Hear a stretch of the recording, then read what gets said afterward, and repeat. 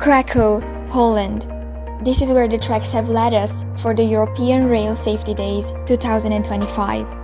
Through work and dedication, we have once again gathered together hundreds of safety experts and rail professionals from across Europe and beyond. My name is Kate Doyle. I'm the Director of Health and Safety in Irish Rail in Ireland. But this is my third time.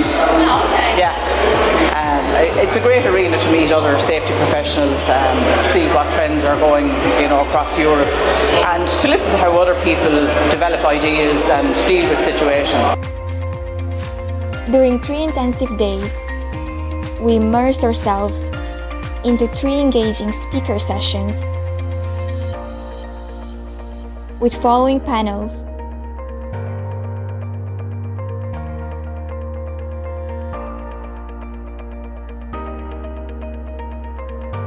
ten hands-on interactive workshops, 5 different technical visits,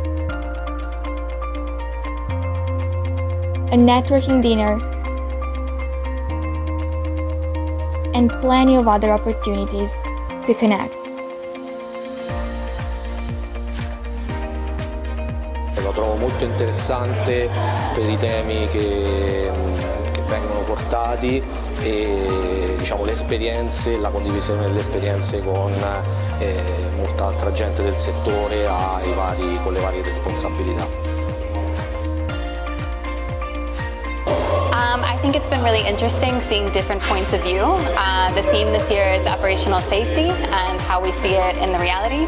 So it's been really interesting to see it, for example, from the infrastructure view, from my view as a train driver.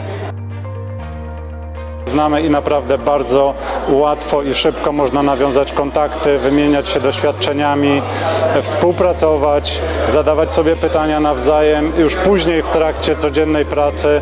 A me ha portato molti aiuti perché mi sono potuto confrontare con colleghi di altre imprese o di altri paesi per capire come migliorare alcuni processi che dovevano essere sviluppati. Il network è veramente interessante e di livello, devo dire. It was a pleasure to meet our ERA director, Oana Gherghinescu, and many other colleagues from ERA. I call them colleagues.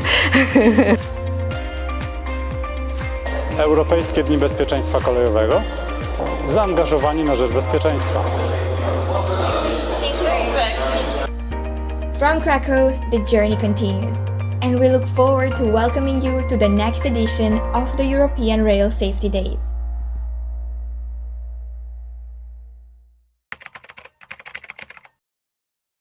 Ladies and gentlemen, good afternoon, everyone. I'm Cyril Martin, Communication Officer at the European Union Agency for Railways, and it's great to see you again for this new webinar. The images you've just watched take us straight back to Kraków and the European Rail Safety Days, where so many interesting discussions and reflections took place. They're the perfect way to set the scene for today's discussions. But before we dive into today's topic, just a quick reminder for everyone, especially if this is your first webinar with us. We're recording this session and it will be available on our YouTube channel and website in the coming days. You can also send any questions via the Q&A chat at any time, and we'll do our best to answer them during the webinar. Now, a few words about today's program. We'll start with a look back at the most recent editions of the Safety Days, presented by Bart Accou, Head of Safety and Operations Unit at ERA. After that, we'll welcome our panel of speakers who will share with us their perspectives. During this discussion, Bart may step in to clarify points, depending on the questions you ask. Once the debrief and panel discussions are complete, we'll finish the webinar with a short review of what ERA does in the field of training, presented by Gregory Rolina, team leader at ERA, and João Gaspar, project officer at ERA. Unfortunately, our new executive director, Oana Gherghinescu, couldn't join us live today, but she has recorded a message to kick off this session and share her thoughts on the safety days and the way forward. So without further ado, let's start by watching her message. The European Railway Safety Days between the 1st and the 3rd of October in Kraków this year were a big success. and I will explain to you why I think that was the case. During my opening speech at the conference, I highlighted one key message which I thought would accompany the rest of the development of the conference. And that was the ambition to move from papers to better understanding the reality. Well, you would say that's quite a bold message coming from someone leading an EU agency. And yet, that's a clear statement from the agency that I am leading, that this is a clear objective for all of us. The way in which the conference unfolded during the 3 days was an excellent response to such an ambition, because the focus of all the sessions was in fact on better understanding the workplace reality in railways. The conference was rich with testimonials and sharing of experience coming from railway undertakings, infrastructure managers, train drivers, signalers, the manufacturing industry, and also testimonials from other sectors and other industries which are very relevant for rail as well. So I have learned a lot, and I think we can all take on board a lot of useful learning from those days to progress our concrete work over the next period in the field of safety. 5 key takeaways from these very inspiring days. In the first place, we need to collectively work and cater for a safe, mature organizational culture and a just culture. It was clearly explained along those days that it's important to be able to ask the right questions to our members in the organizations in order to get meaningful answers that can support the increased safety levels and safety maturity. The second element, it's very important to be proactive, and much more important to be proactive than reactive. Any accident or incident is a major crisis, and responses to the crisis are often very disruptive. By looking at the reality on the ground and understanding the very small signals and elements of attention, we can learn much more to be in the position to prevent accidents and incidents in the railways. The third element of attention is about technology. As you all know, I'm a very strong promoter of ERTMS as one of the key drivers in Europe to boost not only capacity, but safety. Conversely, we need to make sure that technology is properly understood and onboarded in the safety management systems in the organizations. The fourth point is in relation to papers that we at the agency are preparing, and that's the common safety methods, with the ambition to actually look and revise many of those after a long period of time. And that's exactly where we can demonstrate that those documents are not only papers. And it's very important to be able to collect the input for the ground in order to drive a meaningful revision of such documents. And last but not least, my fifth takeaway from this conference.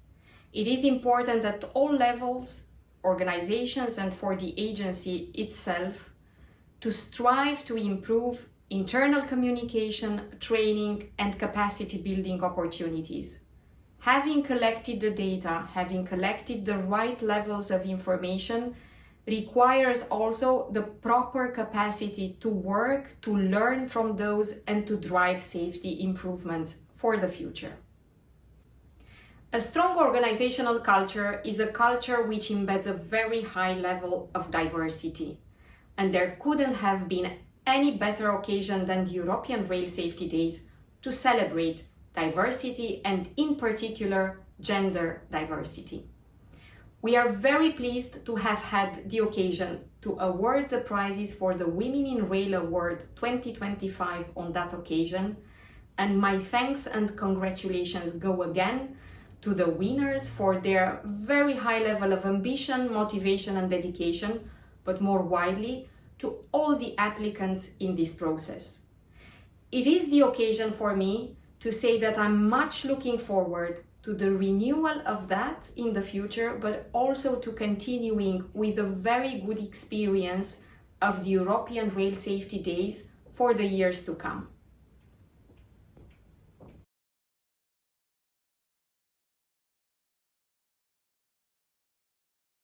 Thank you very much, Oana. Bart, please, the floor is yours. Yes, thank you, Cyril. Good afternoon, and also on my behalf, welcome to this webinar where we look back at our European Rail Safety Days. We had 260 participants from 30 countries came to the nice city of Kraków now 2 weeks ago to join us in the event, and 40 more participated online, together representing the wide railway sector. With Oana, Emily, Vanessa, and Enno, we only have 4 of them here present today, but in total 30 presenters and workshop facilitators made this event into an interactive and lively exchange of ideas and views on railway safety. The overarching theme of this year's European Rail Safety Days was all about understanding workplace reality. European railway safety is based on the concept of safety management systems, where activities are carefully planned and adverse situations that can be expected or anticipated. This is fundamental, but equally fundamental is to accept that the railway system is a complex socio-technical system where humans play an important part. And wherever humans are at work, there will be variability in performance. Very often, this variability is manifested through the flexibility and creativity that is needed to counter unexpected situations and to keep the system simply functioning. What is important to understand is why certain types of behaviors and decisions that, mostly with hindsight, look dangerous, were considered as the right thing to do. We should not wait for an accident to have this reflection. Every deviation from a prescribed safety process is an opportunity to understand how working conditions influence actual work practice. And the European Rail Safety Days showed us some great examples of how this can be done and detected in a proactive way. But there is more. The main lesson from many of the past catastrophic rail accidents lies in the clear observation that safety of railways cannot be achieved or rely on one individual, one actor, or even one company in isolation. It's an emerging property of a complex system where all actors, whether at the operational or the controlling level, need to understand and accept their responsibility and correctly implement the existing legal framework. As the EU Agency for Railways, we want to assist in a better understanding of this legal framework and help to build the necessary capacity at all levels in the system to have it implemented adequately. This is also where the future focus of our safety-related activities will mainly lie, with a closer collaboration, a real partnership, we hope, with national safety authorities as an important objective. With this, I am happy to pass the floor again to Cyril. Now let's move on to the panel discussion. I'm pleased to introduce our speakers, and I'd like to thank them for their availability and for joining us today. So we have with us today Joana François, Safety Director at SNCF Group, Vanessa Maria García Lozano, Deputy Assistant Director at ACSF, the Spanish National Safety Authority, Emily Simmons, train driver. You serve also as a representative for the Federation of European Train Drivers Unions, ALE, and Enno Wiebe, Director General of UNIFE. Thanks to all of you for being here with us today. To make the discussion smoother, we agreed on 3 questions that we'd like to ask each of you in turn. And just a quick reminder, Bart may step in at any moment if a question from the chat calls for a response or a comment from him. So the first question I'd like to ask the 4 of you is, well, a general question. What is your main takeaway from the 2025 Safety Days? Oana François, may I give you the floor?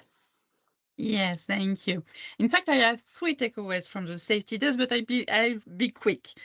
I believe that our approach of working alongside operational entities, our members of staff, and our partners in the field is the right one, with a focus on people, their difficulties, and how we can support them through our organizational decisions to ensure that the success of the safety missions. We must continue on this way, and the safety days have also demonstrated the reliability of people and the responsibility of organizations to support them, enabling them to become even more reliable. Another point is the way we question our members of staff when we are in a normal working phase reminds us of the importance of focusing on real life, what we sometimes call the organized chaos zone. And one final point, I also found Polish infrastructure manager's presentation very interesting, because driver behavior at our level crossings is still a major issue. And simplifying the reporting of dangers via the 112 number would enable rapid action to be taken and help to avoid collisions. It's a very great example to follow. Thank you very much, Oana. Same question for you, Vanessa. Maria García Lozano for ISF. Sorry. Hello, good afternoon, everyone. From my perspective, the most valuable lesson learned from the Rail Safety Days, European Rail Safety Days, is that in order to better understand the workplace reality, it's essential to integrate the human and organizational factor and doing it through a multidisciplinary approach. That means that it's not only to understand the procedures. It's essential to go in deep with the understanding of the human's behavior, the human reality, and for that not only engineers are needed, but also other professionals like psychologists and so on. And I think this is essential to focus, to go in deep in this topic through this multidisciplinary approach. And what is needed is to share experience in a forum like that. I think this is the best place for putting on the table different perspectives from different parts of the industry, and this is the best way to create a safer railway industry and reality. Thank you. Thank you very much, Vanessa. Emily, may we have your views on the same question, please? Yes, thank you very much.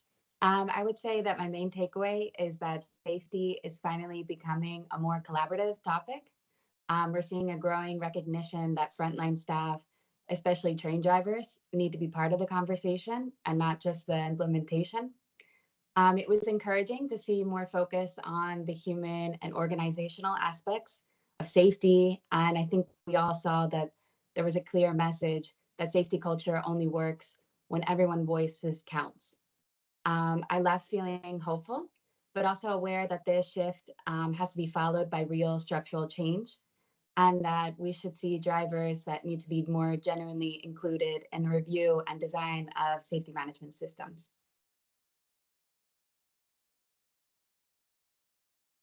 Thank you very much, Emily. No, it's your turn to take the floor, please. Thank you very much. I would like to emphasize that it will. I know you're muted. We don't hear you. Sorry. Okay, sorry. Okay, thank you. From my point of view, it was definitely, and this is what I want to express, a valuable event, worth attending, worth coming to Krakow, as it provided a unique opportunity to exchange ideas and to learn from each other. And from my point of view, and let me add a personal message, It went beyond understanding safety culture and just culture from a safety perspective, as I have personally gained a lot of insights into management practices essential for leading an organization effectively. So this is my personal takeaway, and I'm more than happy to implement it into daily practices and leadership.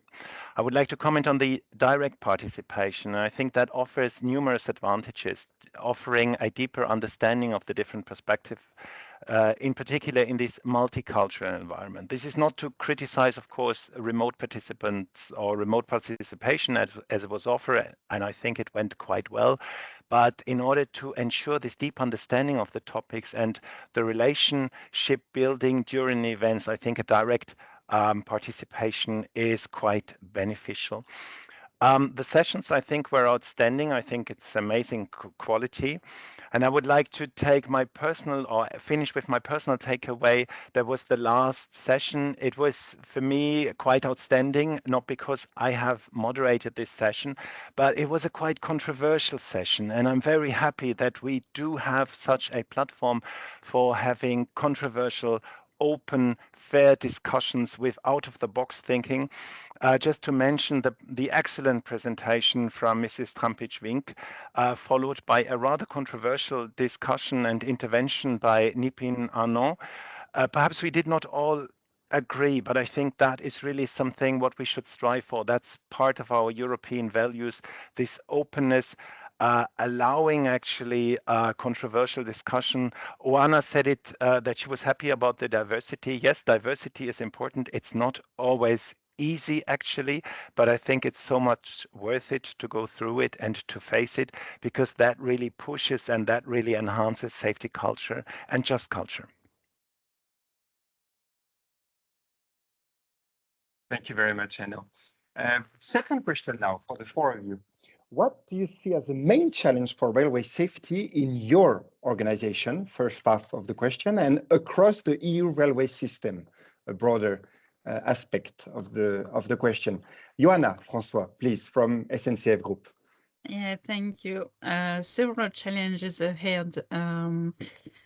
First of all, moving from paper to reality is a real challenge in the context of regulatory and technological change. And then in-depth work on organizational factors or identification and analysis of high potential learning events when they have not serious consequences, in a spirit of sharing for the common good of safety is a challenge. But I believe that we must ensure that that the safety performance is not reduced to merely reporting the number of incidents, to avoid falling into the trap of the watermelon indicator, green on the outside and red on the inside.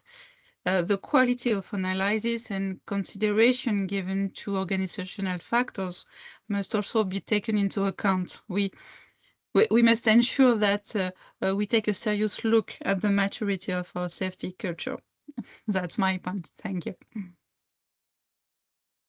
Thank you very much, Joanna. Vanessa, can we hear you on that, please? Yeah, thank you. Both answers are related with resources. I think one of the most important problems for the future, for the next future in railways, is the generational transition between staff that is close to retire and newcomers. If we don't plan a period for transfer the knowledge, for transfer the competencies, for transfer the experience, we are going to suffer from a lack of this knowledge in the sector. And I think that is essential to maintain it in order to maintain the level of safety we have now. Regarding my organization, as the levelization and newcomers, new entrants, new regular undertakings are going to be part of the sector, it's essential to guarantee resources enough to help companies and to support companies to enter into the system with a proper safety level. And I think that it's essential that authorities as we have the role to teach and to support the sector, have the enough resources to do it in the proper way. And I think that the member states, the European Commission, the European Regulation Agency should guarantee the enough level of resources. Thank you. Thank you very much. Emily Simmons, you have the floor again on that. Okay, thank you very much. I do have to agree with Oana and Vanessa here. I think the main challenge is the gap between procedures and reality. There's often a disconnect between what's planned on paper and what actually happens. As a trained driver, we see it every day in the cabin, what actually happens in daily operations. And I think we also need to keep working on building a fair and open safety culture. I know in my organization, many drivers are still hesitating to report incidents because they fear being punished or being blamed for this. So I think by building that up a little bit more would help. Strengthening social dialogue is key, bringing together management, unions, and frontline staff to make sure these safety systems truly reflect how work is done in practice. Thank you. Thank you very much. And Enno, please, now floor to you.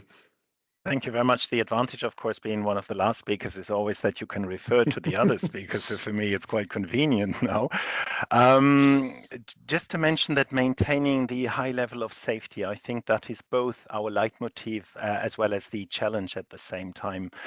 Oana mentioned it in her opening speech at the conference, as well as at today's seminar. One of the key challenges is the operational complexity, in particular in the railway system, not only in terms of the railway operations themselves, but if we have a look at the respective actors as well, at a large landscape of actors and their response or their respective interfaces, as well as the technological advancements and developments. Oana mentioned ERTMS. It is quite a lot here. It is ETCS, it is radio-based communication, digital automatic coupling. This all needs to be taken into account. May I refer to Oana's opening statement? I think that was quite clear to bring the Valenciennes and Brussels bubble together with the work reality. And this is, I think, Oana from SNCF mentioned it, that's for me quite a challenge. Emily mentioned the acceptance. This is what we have to drive, actually. This is what we have to push for, that this what we are developing at Valenciennes or Brussels level is in the end accepted and implemented. That is the most important thing. And last but not least, this is, I think, something that makes us strong in Europe is the cultural differences or the diverging approaches. But for an implementing safety culture, that's quite a challenge. So cultural differences, the way how it is understood, I think there is not one size fits it all. This is what we need to further work on for developing a safety culture in Europe. Thank you very much, Enno. You know what? Stay here. You're going to be the first speaker for the third question. The third question is, do you have any wishes or suggestions for the 2027 safety days? Please, Enno. Admittedly, I prefer to be the last speaker because then I can easily refer to the others. No, very briefly, actually. I said it in the introduction, my first statement. I very much enjoyed it. I had a chat with our members of the rail supply industry. There is a very positive feedback, and we would like to encourage actually the agency to keep this very open spirit, to allow discussions, to allow controversial discussions. It's not always nice, it's not always pleasant and not always fun, but I think that is really important. And there are some, let me say, some approaches where open speech is limited in the world or is more restricted. And especially for developing this safety culture, this just culture, Emily mentioned it, it's so important, but therefore you need the right environment. And I ask the agency actually to keep this environment. What we would like to see perhaps is a little bit more focus on the rail supply industry as well. So of course it has been very much focused on the rail operating community, but the safety topic is of course for all the actors in the railway system. So perhaps we can have a little bit of a session for the particular needs of the rail supply industry. But please keep this approach of diversity, contradicting points of views, because that is really the way forward for developing a sound safety culture and just culture. A full motivation and 2 thumbs up from our side. Thank you very much, Enno. Emily, can we hear you, please, on that same question? Yes, thank you. For me, this was my first safety days, so I really enjoyed seeing a mix of different people from different companies and different roles that they had in this. For the next safety days, I'd love to see a hands-on workshop on the human factor, maybe led by train drivers. I think it would bring real operational insight into the discussions and really help bridge that gap between reality and what's planned on paper, and help connect safety policy with everyday practice. Maybe we could bring in a simulator or look at case studies. I'd also like to see a stronger focus on how human and social conditions like shift work and psychological load influence those safety outcomes. And hopefully by 2027, we'll be able to showcase real progress with concrete examples of safety management systems that are more inclusive and reflective of the frontline experience. And I think ultimately the goal for everyone is to keep building a more resilient safety culture together. Thank you. Thank you very much, Emily. Vanessa, we would be happy to hear you also. Yeah, now I would like to agree with the previous speaker, with Enno and with Emily. I think that is essential to maintain the openness environment and discussions through workshops in order to share different experience between different workers from different companies. I think this is essential. And just for a suggestion, what I think that it would be interesting is to include some topics which make it easy for companies to put in practice what is said in theory. It was said previously by Johanna and by other speakers that it's essential to transfer from papers to reality, how to do that. And I think that it would be great if we can give companies ideas about how to implement better the human and organizational factor, how to work better with safety culture, because I think that all of them and all the railway sector has embraced the safety culture concepts and the human and organization factors theory, but it's essential to effectively implement it through the safety management system and to transfer them from theory to reality. And I think that some examples would be useful for the whole sector. Thank you. Thank you very much. Joanna, please, on the same topic. Thank you, Cyril.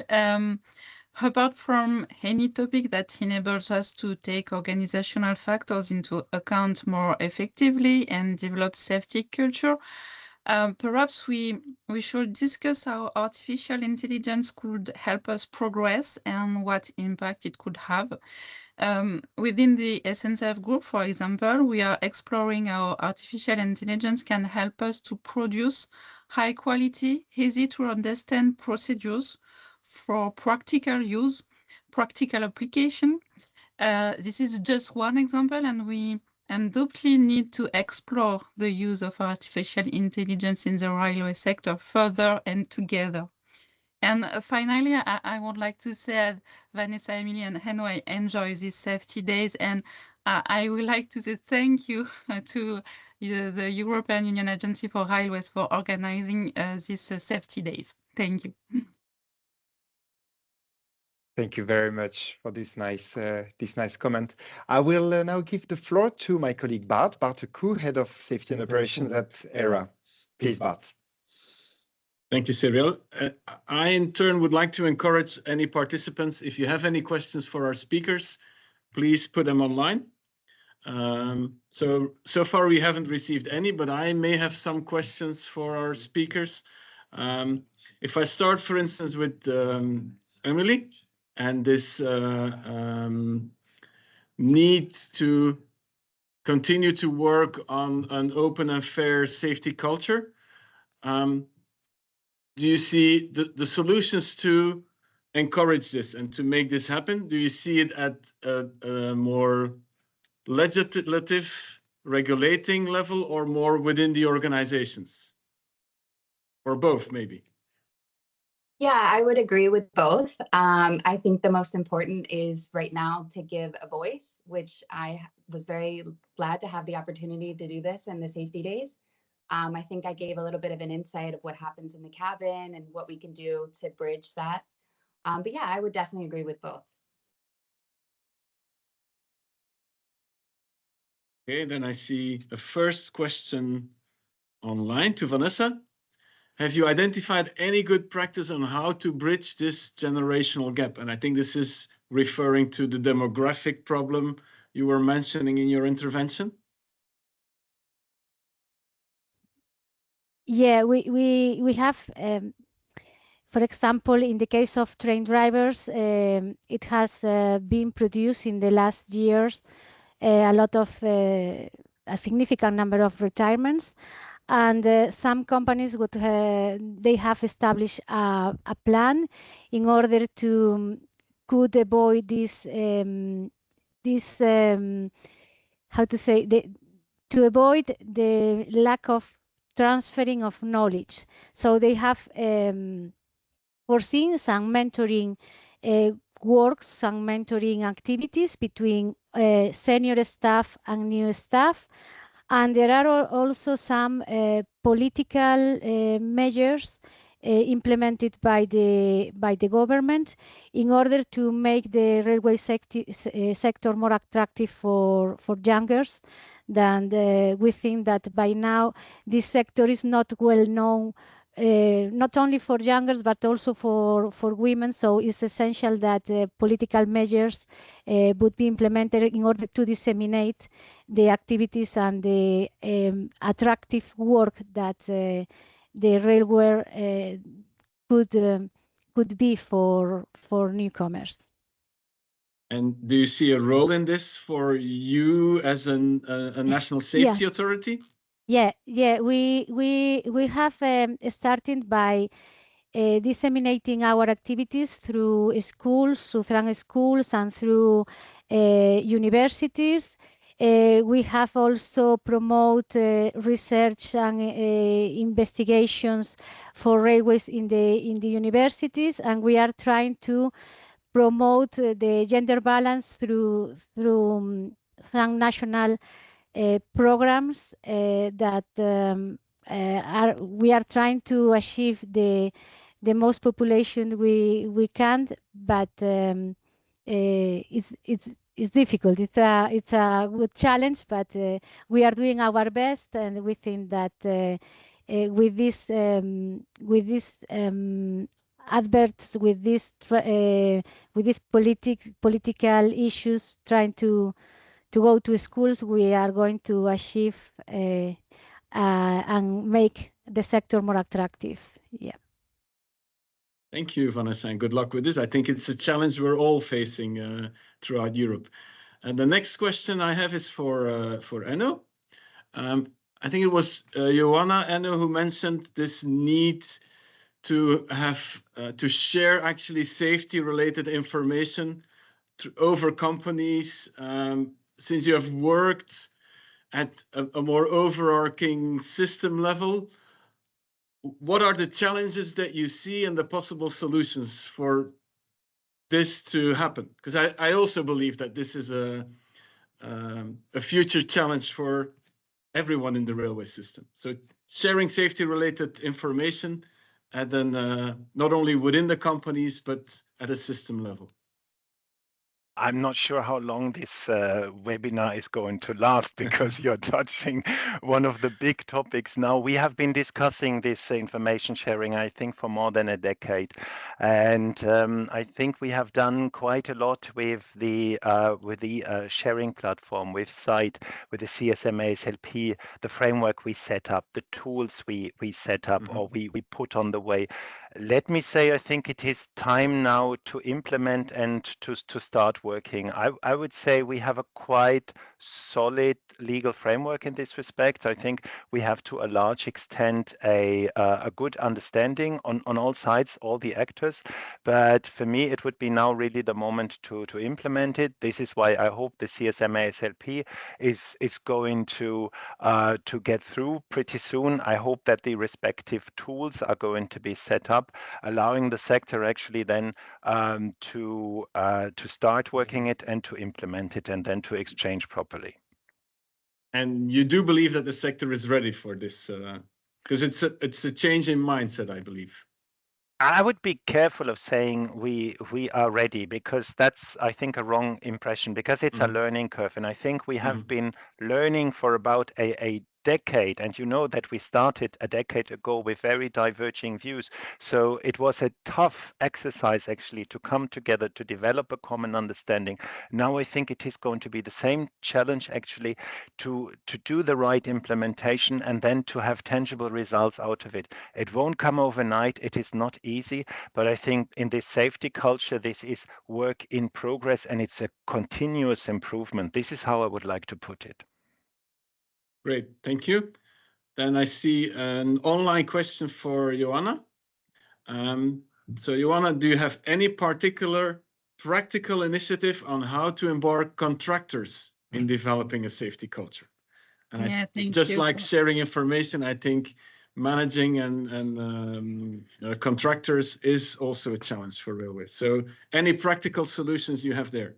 It's a very good question. I think that the first thing is to share the safety culture, with the contractors within the SNCF group. We developed a charter since June in which we set the different topics that we expect from our contractors. So, for example, a just and fair culture. And we put it in the contracts. Yes, first of all, share, and then we consider that they are committed in respecting this charter. This, perhaps we will have to speak about sanctions. But I think that it would not be the case. I think that yes, I think that to share this charter and to work together and to show them how we do in turn in order to help us progress. I think that it could be a good thing. So I understand you do not only put it in contracts, you also work with them via this charter to have a more common approach and acceptance of, or try to develop a common safety culture. Yes. Okay. And I see that the question is this charter a public document? Yes, it's on our SNCF group website in contractors. You can find the charter. Okay. Great. So thank you all for this very interesting discussions. With this, I would like to give the floor back to Cyrielle for the rest of this webinar. Thank you very much indeed to all of you. Thank you very much to you, Bart, also for these questions. Time indeed to wrap up this panel discussion. Big thank you again for the 4 speakers for your time, your availability, and your trust. The reflections shared today remind us that safety doesn't stop at procedures. It's also about people, knowledge, and continuous learning. That's why we'll now move on to the other topic of today's webinar, an overview of what ERA does in the field of training. To tell you more about this, I'm very happy to hand over to 2 of my colleagues, Grégory Rolina, team leader at ERA, and João Gaspar, project officer at ERA. And first, we'll start with Grégory. Please, Grégory. Thank you, Cyrielle, and good afternoon, everyone. And first, I'd like to express a warm thank you to Joanna, Emily, Eno, and Vanessa for sharing today and for giving outstanding presentation during our safety days. Yes, and I'd like to thank my dear colleagues also who made this possible.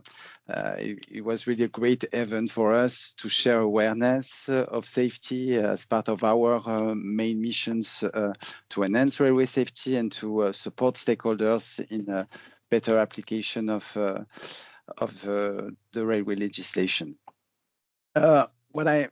In line with this, we have been designing and developing now for several years a training portfolio, and I am happy to share it with all of you today in more practical detail, because I believe we have made significant progress but also in presenting and the registration process. So I'm trying to share my, which is quite a surprise, if this is possible, because sharing is paused. You need to go back to the window where you were. Okay, I don't know if I can share, but maybe I will do some animation. Then it seems to work now. Oh. Okay, I will explain to you then. If you go on our website, you have event and training page, and we have now put all our training catalog, and we have also anticipated and implemented the plan. I guess it's working now. Thank you so much. So you have here all our training, and actually my colleague João in a minute will also discuss what is beyond safety and in other topics of interest of the agency. But today, so you have basically our safety training catalog here, and all the sessions have been put from this year until end of first quarter of 2026. So, for example, the very next session next week on safety leadership will happen on 22 of October in Valenciennes, city-led classroom. So don't hesitate to join. There are still 2 or 3 seats, I think, available, and we will close the registration tomorrow, so you can make it happen. Yeah, and as you can see, lots of topics that were discussed by our speakers today, and also during the safety days are tackled. Just culture, how to capture workplace reality into safety investigations as part of the investigating SMS training, risk management beyond compliance, and safety culture techniques to better assess and monitor. So if you go down, yeah, there is also a link, because we also do corporate training. So if your organization is interested in having one of these topics or something a bit customized, don't hesitate to send a request to us. So we're happy to engage in a relationship to deliver a training to support the application of the regulation. And then I will give the floor to my dear colleague João, who will talk a little bit about our e-learning. And just before that, João, I also comment the very last part, which is about the safety leadership qualification scheme. If you would like to accelerate the dissemination of how to become a safety leader within the railway sector, part of the community, join us. João? Thank you so much, Gregory. So thanks a lot for everybody that is watching us, and also to my friend and colleague Gregory here, who presented the safety trainings. And this is just to say that what Gregory presented here represents the first solid batch of trainings that we at the agency are really working hard to deliver. As you mentioned from Vanessa, there is this undeniable generation gap, and the railways need to become attractive to the younger generations, and or even to older generations that want to be part of this big family. Having said that, people strive to get into that, but also how do we tackle it? Because in order for you to really like something, you actually need to know it. And for us, it's become really a mission to bring that knowledge a bit wider. So we start definitely with the safety training, so that's already really well established, but we do have other offers. And those offers are being delivered in the form of a quick win, which is developing e-learning for you. So we do have limited resources. We can't go everywhere as much as we would like, but since we can't go everywhere, we can at least offer you in our training catalog a panoply of e-learning and interactive materials. Those materials actually would range from the safety trainings, but also ERTMS basics, the TSI, and furthermore. And we are actually developing more courses that will become available for you. The idea is that we can reach the entire world via these courses, which are absolutely free. I'm talking about e-learning for the moment, and you can do that at your leisure.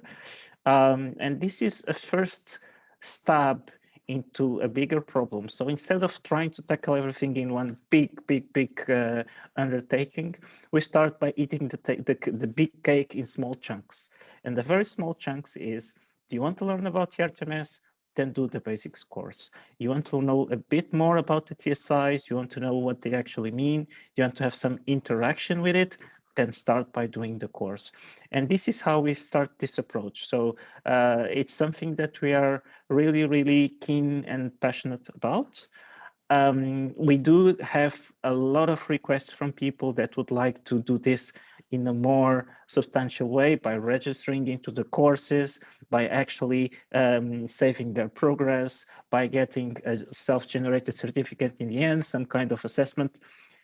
Good news are we are working on that for you guys. So we don't bear with us. This takes time, but we're getting there. So we're actually building these courses for you, working together as a big team. And like I said, it's really a pleasure when I work with such passionate people as my colleagues from safety, but other colleagues from other units, from the RTMS unit, from the PAD unit, and from all units that are part of this big undertaking that we're here to do. So I hope that you enjoy, but also I would like to really make it clear that educational support is our priority. So we do have an educational inventory in which the agency is actually displaying courses that are available elsewhere that you might decide to join. So that's also accessible. But more and more, please note that safety and training are a priority, and it's really good energy that we feel around the room in order to deliver that to you. So without further ado, I'll give the floor to my colleague Cyrielle, and if you do have any questions, do not hesitate to come back to us. Many thanks. Cyrielle. Thank you very much to both of you, and I hope you really enjoyed what you saw. And we are now reaching the end of this webinar. We thank you a lot for your participation, but don't leave now, because first, again, I would like to thank everyone, today's speakers, my ERA colleagues, and in the backstage, Prasanna, I will try not to butcher your name, Balasubramaniam, for your technical support. I would like also to thank again Andrea Maria Marton. She's the one that produced the very nice video that you saw at the beginning of this webinar. Also my colleague Torsten Hahn for recording Oana Gherghinescu. If you have any feedback, you can provide the feedback via this QR code. And now we look forward to meeting you again at one of our upcoming events and training. We've just gone through most of them, so I won't go any details again, but if you're interested, just visit our website. Having said that, if you would like to stay updated on our activities, you can sign into our database by selecting the button Login on our website page again. And you, of course, follow us whenever you want on our LinkedIn account. I warmly thank you for your presence and attention, and I wish you a very good afternoon. Goodbye. Thank you.